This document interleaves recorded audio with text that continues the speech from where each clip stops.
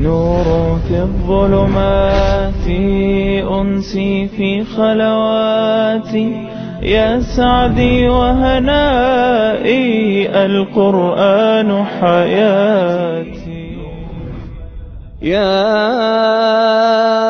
أيها الذين آمنوا اجتنبوا كثيرا من الظن إن بعض الظن إثم، ولا تجسسوا ولا يغتب بعضكم بعضا، أيحب أحدكم أن يأكل لحم أخيه ميتا فكرهتموه، واتقوا الله إن الله تواب رحيم.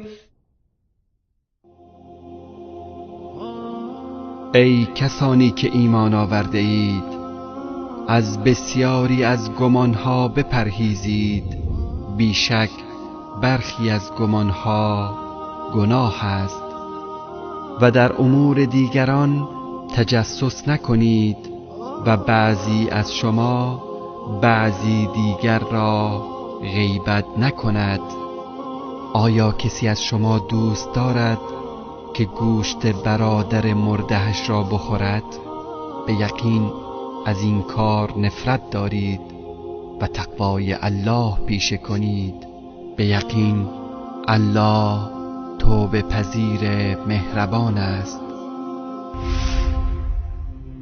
نور في الظلمات أنسي في خلواتي، يا سعدي وهنائي القرآن حياتي.